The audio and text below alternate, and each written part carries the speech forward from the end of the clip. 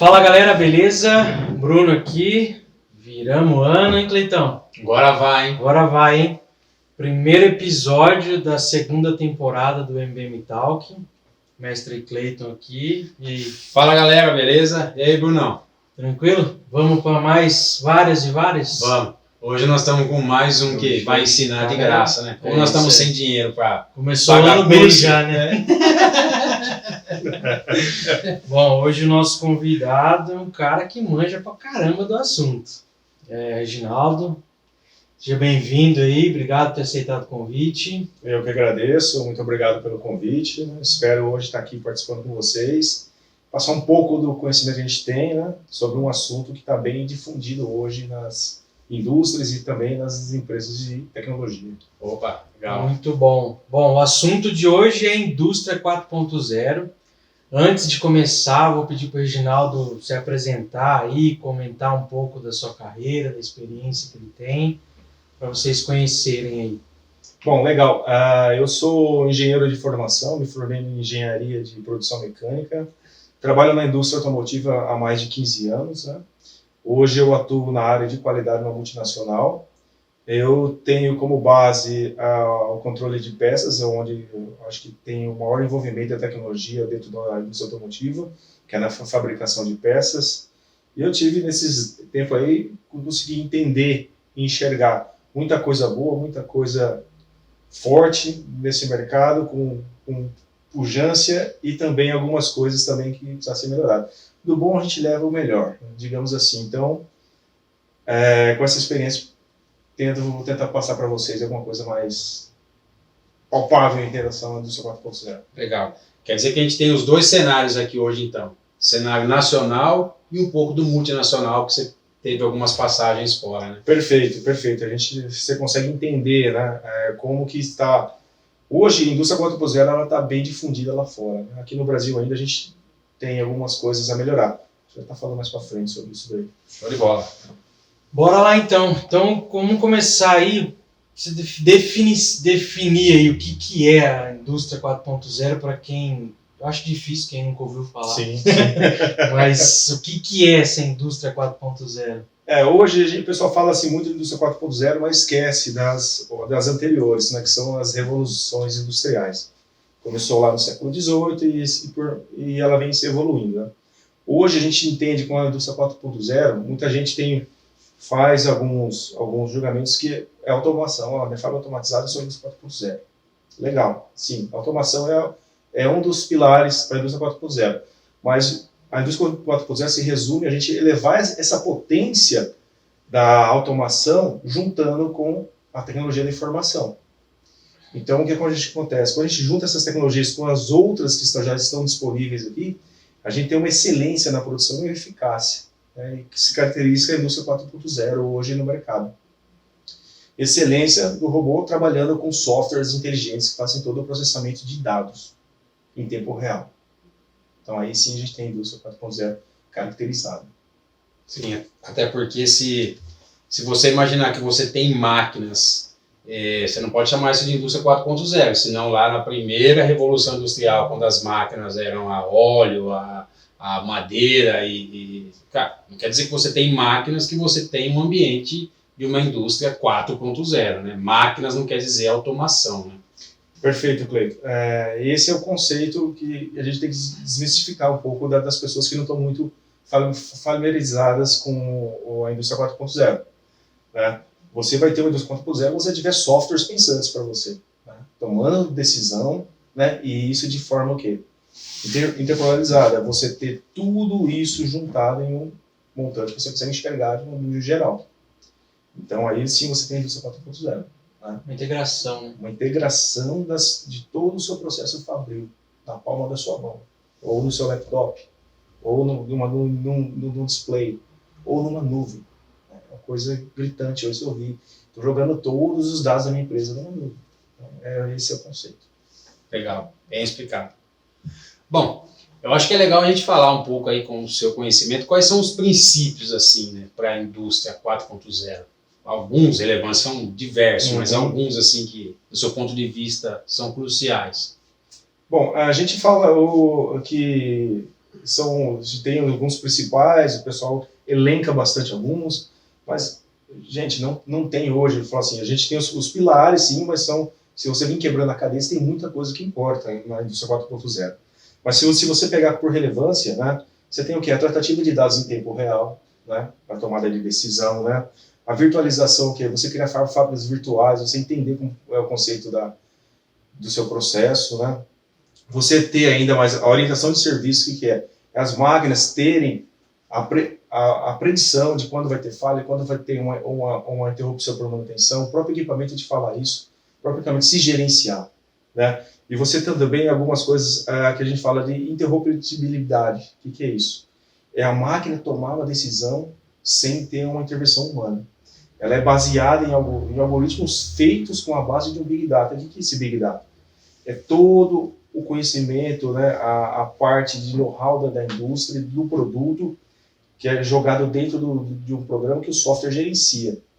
Então, um equipamento no final de linha, ele consegue mandar mensagem para o equipamento no meio, no intermédio ou no início da linha, para ele ajustando o processo, para ter a máxima excelência do produto, né? Excelência, eficácia, ganhando tempo, né?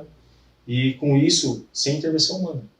É uma coisa que a gente lá atrás, a gente não imaginava isso, né? Hoje, quanto tempo você precisa, hoje até algumas indústrias têm esse conceito, mas se você pegar hoje a maioria das indústrias, quando você tem um desvio no final da sua linha, você espera com o quê? Que alguém vá lá e faça o ajuste. Às vezes demora. Vocês imaginam quanto é o tempo de processamento de dados para você tomar uma decisão? Aí, o software faz isso muito rápido. O ser humano não. O ser humano ele vai depender um pouco de tempo, ele vai depender um pouco de analisar os dados, então você torna isso muito mais rápido e eficaz. Por isso que a gente fala, é a excelência do processo. Então, você tem uma rapidez na tomada de decisão, mas menos variável o seu processo fica. Então, por isso que esse ponto é muito importante dentro da indústria 4.0. Cara, então você parar para pensar assim, eu não sei quanto custa separar uma linha de produção, acredito que seja milhões em minutos. Você, cara, preciso ajustar isso daqui, milhões. Eu acho que o assunto que a gente fala aqui, não conheço nada de indústria automotiva, tá? Mas eu imagino que tenha um braço que aperta um parafuso e ele faça esse movimento. E a máquina, com base em cálculos, entendeu que não faz assim. Cara, faz assim, que é mais rápido e nós vamos ganhar milissegundos para apertar esse parafuso. Eu acredito que esses algoritmos calculem essas informações e, a partir de agora faz assim, que eu entendi de que do jeito que a gente fazia, ou está errado, ou a gente pode ganhar tempo fazendo assim. E no modelo atual, alguém para tudo, as indústrias mais antigas, para tudo, vai lá nesse braço mecânico e faz os ajustes manuais. Acho que é mais ou menos isso, para quem não conhece muito entender, né? Perfeito, correto. Essa é a lógica, né? Um exemplo bom aqui que eu tenho como vivência é a indústria de pneu. A indústria de pneu, todo mundo sabe, no final, você tem lá que você mede alguns valores do pneu, inclusive o balanceamento do pneu. Quando você cata o seu carro lá, está fora, você sente a vibração no volante. A indústria do pneu, ela usa muito bem isso. O que acontece? A máquina lá do final, onde ela faz o balanceamento, ela manda um sinal para a máquina lá onde você tem a formação do pneu, a construção do pneu, ela fala, você tem que colocar menos massa nesse ponto, ou você tem que tirar a massa desse ponto, para você estabilizar o processo. Então ele já começa a mandar dados. Por quê? Para isso, para ela ter menos, né, para você ter um processo mais uniforme no final e ganhar tempo. Né? Você falou de uma linha parada. Realmente, a linha parada ela custa milhões, porque você tem ali todo o seu efetivo parado, esperando. Você tem máquina parada, você tem mão de obra parada, você deixa de produzir, você deixa de vender. Então você tem todos esses acréscimos do seu produto. E depois que lá, o que você fazer para ganhar isso novamente? Fora ainda quando você tem alguns desvios que são toleráveis, mas que você cria alguns pontos que você consegue retrabalhar. Mesmo assim, você não para a linha, mas você tem que ter uma força-tarefa para retrabalhar. Seu produto ficou parado, seu produto ficou esperando, seu produto ficou em estoque. Estoque todo mundo sabe que é dinheiro perdido. Tá? Então, por isso que a indústria 4.0, com esse link total da fábrica, ela consegue reduzir isso daí. É lógico, a gente fala, né? As indústrias hoje são organismos vivos. Todo mundo sabe que uma indústria não é a mesma indústria da de 5 anos atrás. Né? Se você pegar aqui hoje qualquer companhia, se ela é a mesma companhia de 5 anos atrás, ela já está em decadência. Então a gente costuma falar que as indústrias são organismos vivos, tem as suas crises, né? Tem os seus pontos altos, os seus pontos baixos, mas mesmo assim, com a indústria 4.0, hoje você não vai deixar de viver isso. Mas você vai mitigar e você vai ter uma percepção muito melhor do que está acontecendo no seu processo em tempo real. Sim, são informações mais rápidas, mais rápidas, processadas e com tomadas de decisão mais assertivas.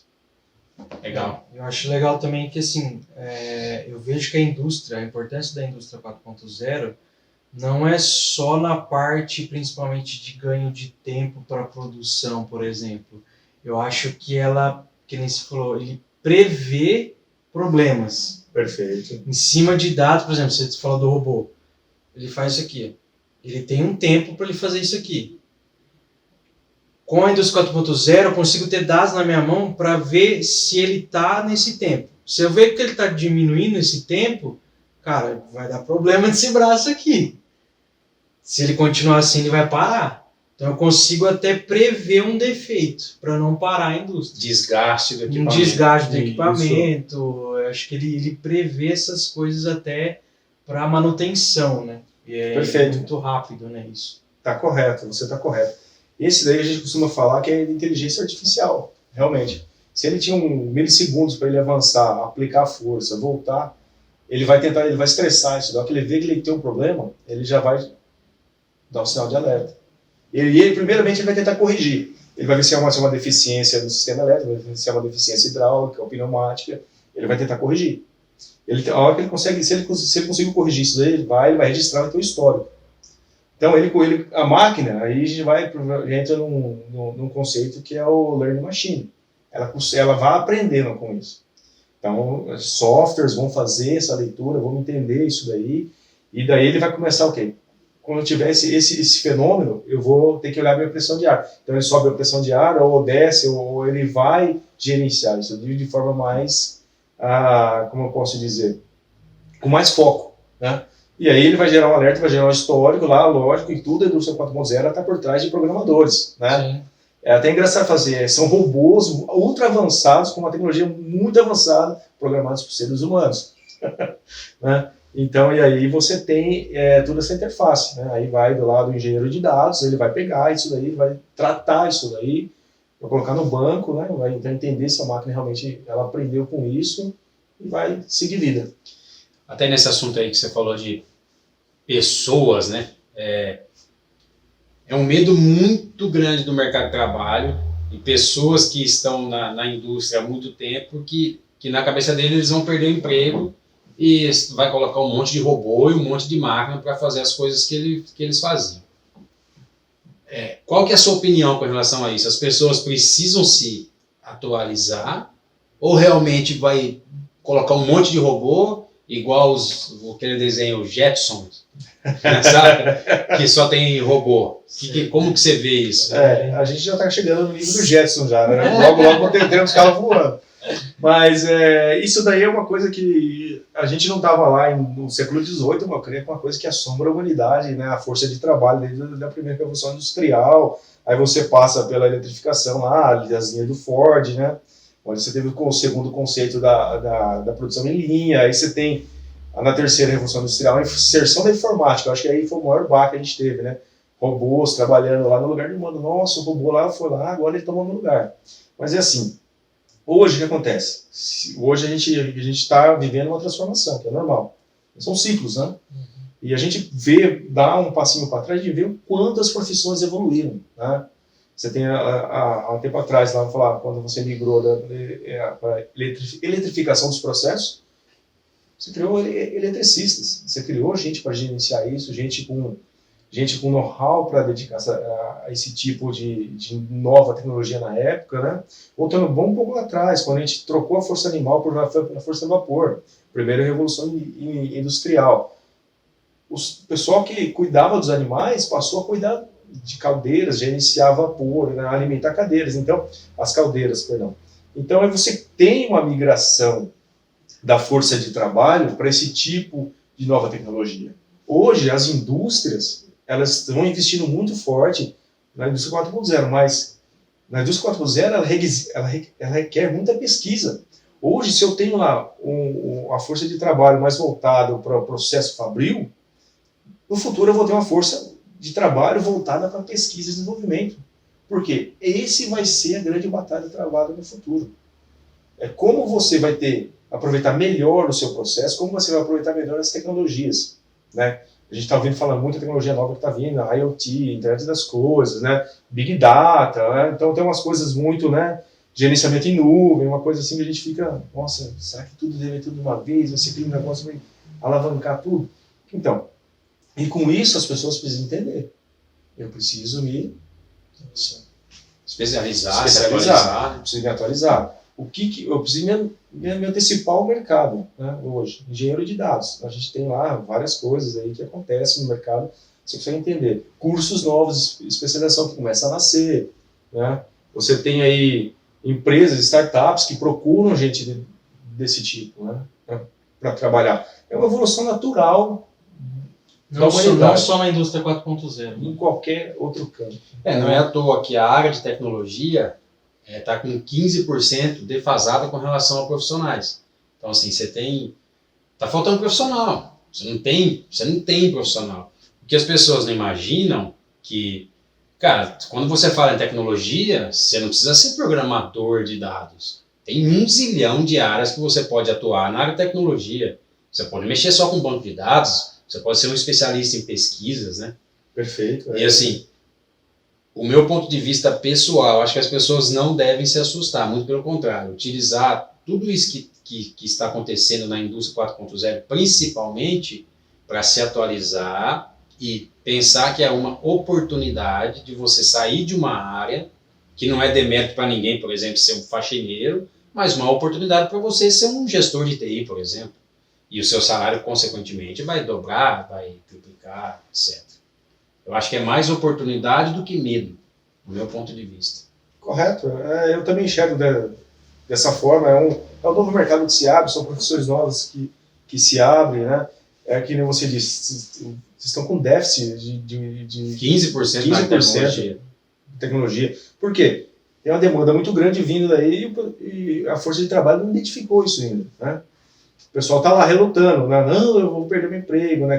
As pessoas têm um pouco mais aquele receio ou são um pouco mais resistentes a mudanças, então você começa a criar isso daí.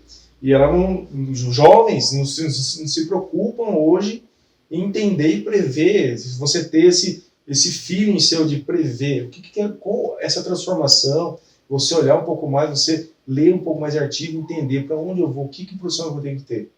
Qual vai ser o ritmo do mercado futuro? O que vai acontecer? Eu vou ter espaço? Eu não vou ter espaço? O que eu tenho que fazer? O que eu devo ser? Quem que eu devo ser? Eu vou ser coadjuvante? Eu vou ser o quê? Eu vou ser o cara que vai estar participando dessa transformação ou não? Né? Então, isso que falta hoje para algumas pessoas. Jovens, a gente tem pessoas que já enxergaram isso e já estão trabalhando com isso. A gente vê, tem muito jovem aí hoje, o cara logo lança uma startup e já vende a startup, e já está ali, ele já está milionário já, com menos dos 25 anos. Sim. Por quê? O cara já identificou isso daí. O cara sabe que hoje, a indústria 4.0, lógico, para fora já está bem difundido, mas aqui no Brasil hoje é uma mina de ouro. Sim. Né? Não tem como você fugir, né? Que você vai conversar com a sua geladeira, você vai conversar com a sua televisão, não tem como fugir disso. Fugir até, vou me blindar e vou viver no meu mundo. Não tem o que fazer. Não tem. Aí você usou um exemplo muito interessante, por quê? Na indústria 4.0, hoje a gente tem a automação das residências, né? A IoT das residências. Vai ser o mesmo conceito na indústria 4.0, né? Vai te avisar, está acabando aqui o meu refrigerante, né? Para quem gosta de refrigerante.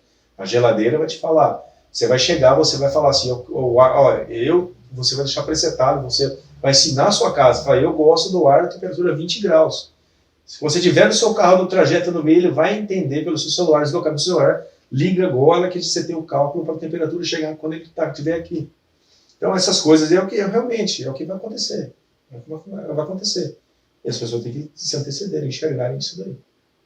Muito bem. Você vai ter que trocar sua internet de escada, viu? Vou ter que tirar também. Tô tentando evitar, viu?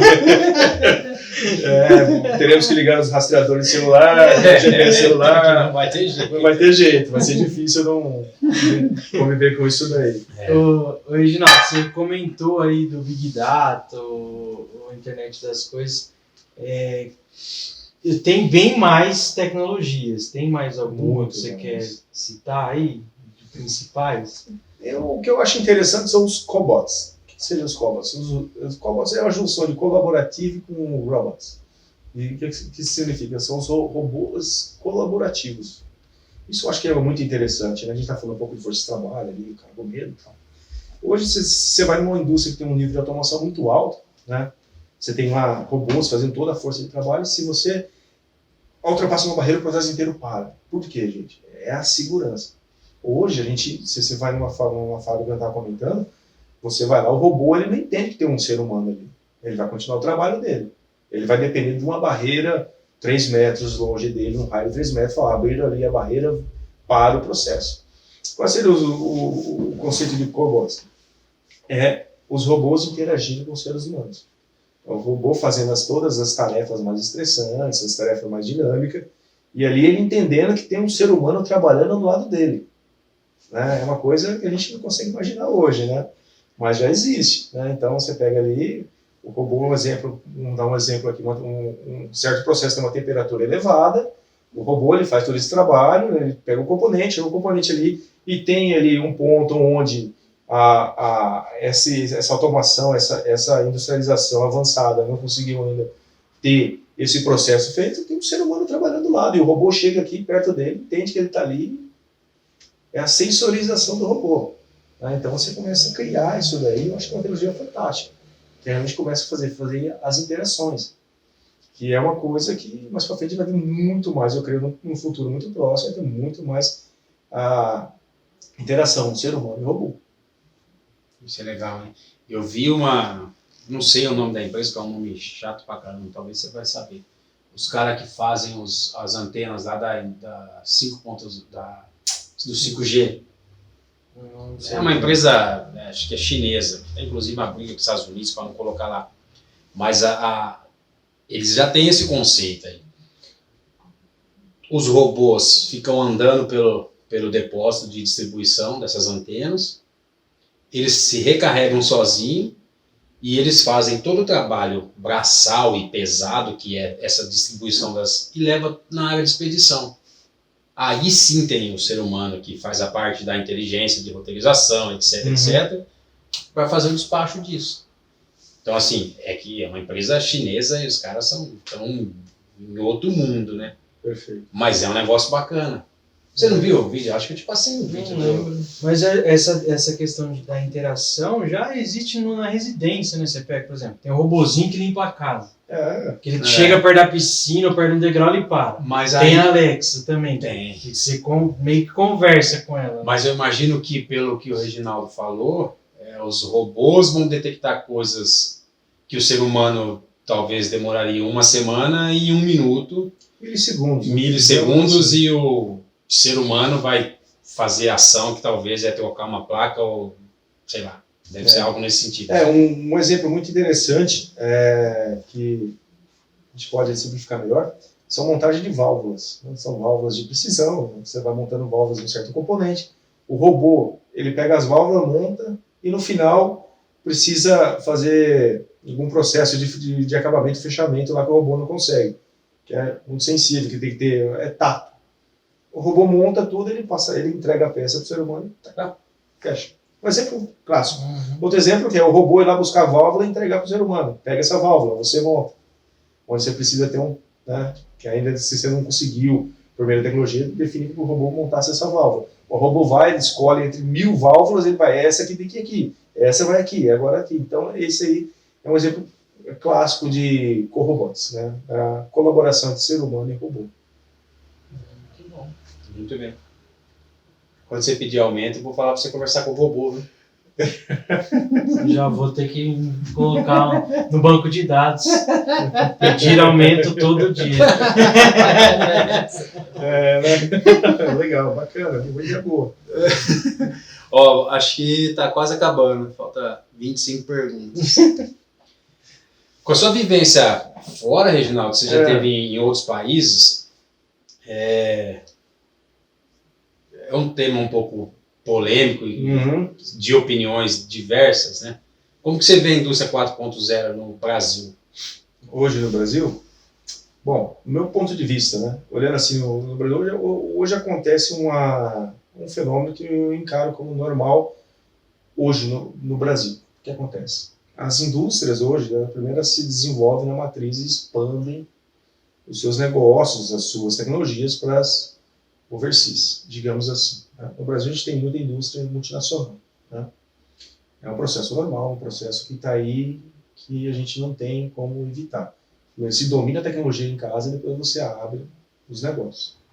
Falando de empresas e indústrias brasileiras, sim, a gente tem algumas indústrias de ponta assim, que já tem a aplicação da indústria 4.0. Mas a gente não consegue se comparar hoje com uma Alemanha, por exemplo. Então, a gente sabe como funciona. Desde a aplicação de recursos, investimento privado, investimento público e tudo mais. Hoje no Brasil, tem-se um comitê que eles trabalham com isso, pesquisam, fazem desenvolvimento da indústria 4.0, checam, né, tem todo um aparato por trás disso daí. Mas hoje é mais comum você ver aqui as indústrias nacionais em parcerias com startups, né? As startups desenvolvem modelos de indústria 4.0 e depois as grandes indústrias aplicam para seus processos, expandindo seus processos, né? E eu enxergo que a gente não é um caminho que não volta mais. Ou a gente faz, ou a gente não faz. O não fazer é fechar a porta, né? Porque vai ser impossível você competir com qualquer indústria, competir com uma que tenha 4.0 e a gente lá parado na prancheta, né? Na 2.5, digamos assim, né? A gente não vai sobreviver. Né? Então, aí, por isso que esse comitê do Brasil enxergou isso daí. A competitividade vai ser muito desleal. Né? Digamos assim, hoje o Brasil tem lá seus 35% de indústria de alta performance de manufatura. Né? Se você comparar com a indústria lá fora, se eu não me engano, a última pesquisa está em torno de 60% e 70%. Né? Então, a gente é um país em desenvolvimento. Né? Mas a gente depende de muitos recursos, né? Aplicação de estudo, que aí você tem que aprimoramento de tecnologia, muita coisa que hoje, se olhar assim, se olhar para o foco político, não é a principal, né, a bandeira de defender hoje, porque tem muitas coisas que a gente precisa resolver antes. Mas a indústria brasileira assim, está correndo atrás, você enxerga isso aí, né, como eu falei, tem algumas que já tem, outras estão correndo atrás, né, indústrias nacionais, com fundo e capital brasileiro. Né. E é um processo sem volta.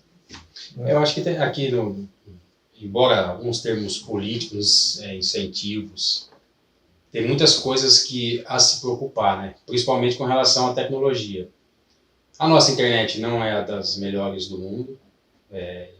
O nosso processo, nós estamos falando de 4.0, internet é 100% crucial, porque se nós estamos falando de coisas interligadas, inclusive com plantas A, B e C dentro da mesma indústria, e A, B e C da uma indústria fora do país, isso é 100% primordial. Segurança, transação de dados, criptografias, decriptografia de dados. E isso talvez, no meu ponto de vista, estou fora da indústria, mas talvez gere um pouco de insegurança de transação de informações com matrizes e filiais entre países. Posso estar 100% enganado, mas eu acho que esses estudos, esses comitês, eu acho que eles avaliam muito isso. Um setor que talvez aderiu quase que 100% da indústria 4.0, e as pessoas imaginam que indústria é quatro paredes e um monte de máquina fazendo barulho, é a agro, que é a agroindústria, que é um setor que o ano passado acho que foi o que mais cresceu aqui no Brasil, quase que 100% automatizado com drones, máquinas inteligentes, máquinas que fazem as colheitas sozinho. Eu acho que talvez um ponto legal a gente falar da agroindústria, que é uma coisa que a gente vê bastante na televisão. Né? É bem pontuado, a agroindústria brasileira é bem desenvolvida. Se você for olhar assim, eu não tenho muito, né, convivência com isso, mas pelo que eu dei uma olhada, a gente olha, né, a gente vê alguma tecnologia nova, a gente fica ali, a gente lê, entende? Hoje você tem máquinas que são guiadas por GPS, que, né, você tem varredura, você tem varredura do campo. O que é a varredura de campo? É a máquina pelo GPS, ela entende, ali tem plantação aqui, eu preciso colher aqui, eu preciso aqui, preciso fazer uma adubagem aqui, gerenciada por drones. Então, é uma tecnologia gigantesca. O pessoal que pensa ainda que o campo você tem, né? Lógico, se você tem o pequeno agricultor, sim, você tem. Mas a gente fala dessas super, né, fazendas que produzem uma quantidade exorbitante, né, de grãos, de alimentos, etc., né, a gente não consegue mais voltar para trás. Por quê? Né? Por que o mundo inteiro tem a princípio? Porque a tecnologia embarcada hoje aqui no Brasil é muito forte. Sim. No agronegócio. Tanto a gente falando da tecnologia em sementes, quanto a tecnologia aplicada também em equipamentos. Né? Você tem um trator que ele vai colher, ele sabe onde ele está, ele sabe onde ele está indo e o que ele deve fazer. Ele não precisa ter um cara lá dentro operando. O cara fica numa central, onde ele opera o drone, ele opera o caminhão, ele opera o trator, né? e ele opera a colheitadeira. Não, é uma coisa fantástica. O agronegócio é um bom exemplo da automação. Caminho sem volta. Caminho sem volta. Graças a Deus a gente tem Sim. Isso daí já em avanço, né? Referente a outros setores aqui do Brasil. Show de bola. Tem mais aí ou não? Vamos para a última aí, né? Para encerrar. Qual que é o impacto que você vê na força de trabalho na indústria 4.0? Bom, a gente tinha comentado um pouquinho lá atrás, né? Um pouco de pessoal que quis quebrar o paradigma, né? Entender que isso daí, lógico, a gente vai ter algumas profissões que elas vão subindo, né? E outras que vão aparecendo, né? É um ciclo de evolução normal do mercado de trabalho, da força de trabalho, dos profissionais que estarão inseridos nesse novo contexto, né? O pessoal precisa entender, se programar e visualizar isso daí como oportunidade, né? Cada vez vai ficar mais desafiador para os RHs, né? Os RHs são os pilares da empresa, porque alocar o recurso certo no lugar certo, né? Então a gente vai ter muita coisa acontecendo nesse ponto, né? A gente vai ter ali, vai ser muito assim, como dinâmico, né? Que você vai ter, como você comentou, 15% de déficit. Eu consigo escolher onde eu trabalho. Sim. Concorda? Hoje, né, se você pegar com certeza na indústria de tecnologia igual vocês aqui hoje, eu consigo trabalhar, é muito dinâmico. Bons profissionais conseguem escolher onde vai. Por quê? Já é um mercado muito crescente. Então, cabe a pessoa entender, se especializar, né? Ter o background, ter a rodagem, o cara entender qual a importância dele no mercado de trabalho. E não ter medo de encarar o novo. Eu acho que tudo depende dele. Então, é isso que eu ia falar, né? Porque assim, ó, você trabalha numa empresa multinacional. Eu acredito que tenha planos de menor aprendiz, de curso, de plano de carreira, de plano de evolução. E as empresas estão estimulando as pessoas que, como eu disse, não é demérito você ser faxineiro, mas está estimulando o faxineiro a subir um nível, o cara que está aqui subir outro nível, o cara que está aqui subir outro nível, qualificar os profissionais que já estão no DNA e dentro da empresa que eles trabalham. Né? Eu acho que o primordial, acho que você deu uma pincelada bacana. O primordial é onde o indivíduo quer chegar, aonde ele quer estar, né? E aí sim aproveitar as oportunidades que tem, treinamentos, especializações, né? Você tá preparado para uma nova posição e tudo mais, né? Mas eu acho que todo mundo sabe, ver os livros, aquelas coisas, né? A transformação vem de dentro. E realmente, vem de dentro. Se o cara quer, ele tem que ter, né? Ele tem que estar disposto a isso daí. E depois, se a indústria, se a empresa que ele trabalha não oferece, se desprende um pouco de recursos e vai correr um pouquinho atrás. Num futuro próximo ele vai estar ganhando, né? Lógico, a gente vai ter ainda aqueles trabalhos braçais, mas, gente, vocês conseguem entender? Se todo mundo não se especializar, o que vai acontecer com os trabalhos braçais? Os trabalhos braçais eu falo assim, gente, não é desmerecendo ninguém, nesse valor.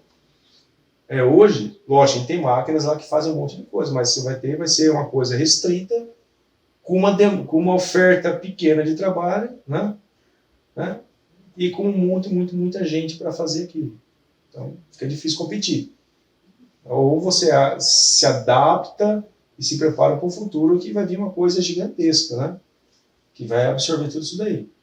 Cheio de oportunidades. Cheio de Que oportunidades. é o que a maioria das pessoas reclamam. Né? Eu não tenho oportunidade. Na verdade, tem oportunidade, mas você precisa fazer a sua parte. Você fez a É, sua o que a parte. gente já falou em outros vídeos do Talk, né? Que a oportunidade é diária, né? Sim. Você que abraça ela. E até, por exemplo, o crescimento profissional de um indivíduo é um crescimento empresarial. Porque você pega um cara que ele tá lá, ele quer chegar, já sabe o que ele quer fazer, ele tá indo atrás de estudar, especialização, principalmente para o Brasil, que às vezes demora para conseguir implantar as coisas. Uhum. O cara que ele começa a acompanhar o que está lá fora, ele começa a trazer para o Brasil as ideias e tentar colocar. Agora você pega um cara que, eu faço isso aqui, eu só sei fazer isso, eu quero fazer isso para sempre.